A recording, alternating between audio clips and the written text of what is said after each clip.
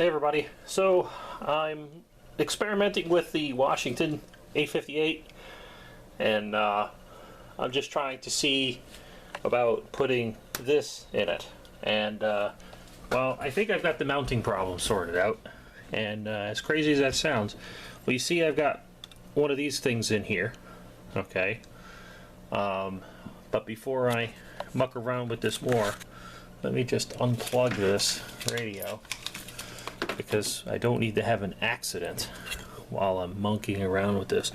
So see, that would go there. If you look at the holes here, and I don't know how well this is going to show up in the camera, but we got a hole here and a hole here. Well, lines up with the mounting brackets. So there you have it. I didn't design it that way. That's purely a coincidence. I didn't even pull this radio out when I was doing the measurements for the 148. I just measured it to fit in the 148. And that was it. So now, I was just measuring the VCO outputs, because I'm going to start dabbling with this. And of course, the radio is still a 7.8 megahertz carrier oscillator, and first IF and all that kind of good stuff. So it's not an issue. Looks like it generates almost the same frequencies as the 8719. I have to check. That's what I was checking, but then I was like, okay, well, before I fiddle around with it, let me see if I could even mount the damn board in the radio somehow. So I was looking over in the back here, and I was like, okay, I'm gonna have to make another board or make alternate mounting methods. And then, okay, well, this is too far to put it over here because there's two holes. I'm trying to use existing hole mounting. And then I looked and I say, okay, well, we got all these holes on the edge of these shields. And I looked on that back one because I was over here first. I'm like, no, it doesn't quite fit. Not quite close, but not quite. So do I put another set of holes? Move stuff around and put it like that JTAG, move it down, everything down, and then just make another set of holes for the next version. So that you could slide this one into position for either radio. And then I looked at that one, and I'm like, well, shit, that's perfect. It just was like, you have got to be kidding me. So I don't need to change the board layout. It'll fit in the Washington 858 and the 148 without any changes at all. Just never imagined. So anyways, back to plugging this thing in. I don't have a channel selector, but that PLL should still lock. And this thing is somewhat unstable. You can see it just sort of going down and drifting down as it warms up. So it's just, it's drifting more than I would like at warm up.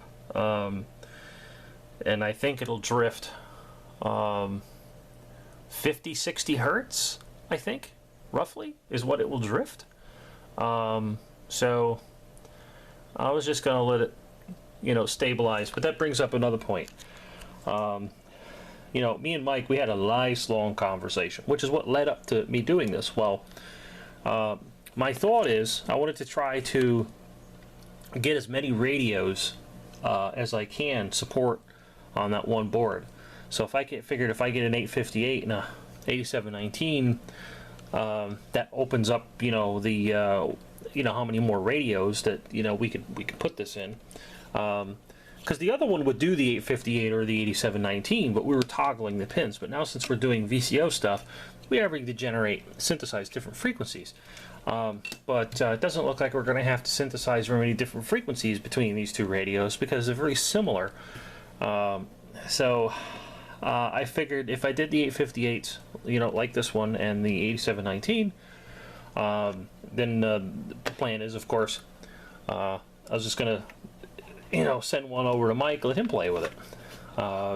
Because he has a good point about something like this, okay? Because the problem with a lot of older radios, like those CPIs that he's got, is, and even this radios are starting to have the same problem. Like these channel selectors and these boards and things like that, unless you get a donor radio, these parts are unobtainium for the most part. You just can't get them.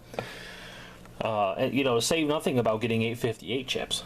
I mean, you know, this thing is, you know, what is the date code on that one? I mean, you know, is that K6 mean anything? You know, that 9176, is that 76 the year? It's about right. Getting pretty close. Because I'm pretty sure these came before the 8719 radios, I think. So that's probably close to right. I mean, because it's, other than this, I mean, this is the only logic in the radio. There's no other logic in here. You know, we got other, you know, SIPs or inline packages and audio amplifier. I mean, we have semiconductors, but that's the only logic in this whole radio. So, you know, and once if it's dead, then that's it. You know, you have to get another chip, but where are you going to get it from? You have to get it from a donor radio. Somebody may have new old stock, but that stuff's starting to get uncommon. So how do you use something like this to fix a radio, or at least restore it to functional use? But remember, the goal of me doing stuff like this has also been so that if you had this radio and you looked at it when it was turned off, you couldn't tell that it was not a regular straight Washington until you turned it on. It's kind of my goal. So yeah, it's a super duper enhanced Washington, but when it's off, you can't tell. So hence why trying to keep everything using the same mounting, trying to have it so that it is as easy as possible to return a radio like this to its stock functionality and appearance and everything, just by unscrewing some things and unsolder some wirings and, you know, bridging something back, and then poof, it's, you know, back to a stock radio. So as you can see here, oh, we're drifting up, we're bouncing back. But you can see how far down it drifted. It drifted down above. It's still going down, I guess, or it's finally stabilizing. It's probably just finally stabilizing, but it has a hell of a drift when it warms up. So anyways, that's basically it. So, you know, Mike's got it right about, you know, using something like this for both restoring a radio to its original functionality, you know, so that it's useful, and you know, to add additional features to what is an otherwise, you know, 35-year-old radio, because that's probably what this is. Anyways, hope that was interesting. Just going to keep plugging away, mount the board. First I'm going to put parts on the board, put it in, and flash it and see what happens. So, you know, maybe I get it done today, maybe I get it done tomorrow. We'll see. Just gotta, you know, work on the other things around here and then get back to this. As a side note, I'm pretty sure, I have to look at the faceplate, that this can accommodate a bigger display. I put this perf board in here so that I could just sort of stick one of these little ones in here like that to try to mount it, just for, you know, trying to fit it to the faceplate. But I can make a board for this to fit behind the original faceplate, because there's 3 indicators, you know, one for the modes, the AM, the upper and the lower sideband indicators, that I guess have to be replicated too. So I'm gonna have to do some tinkering, but I think I can make a board. I'm pretty sure I can make a board for this. The 148 is proving to be very difficult, and I have a feeling that the 148 is just going to end up being a total custom job. You're just going to have to hot snot a display into the radio and move on, because that one's incredibly difficult to deal with. But this is easier, a lot easier. So anyway, that'll be all for now. Thanks for watching. Hope this was interesting. Until next time.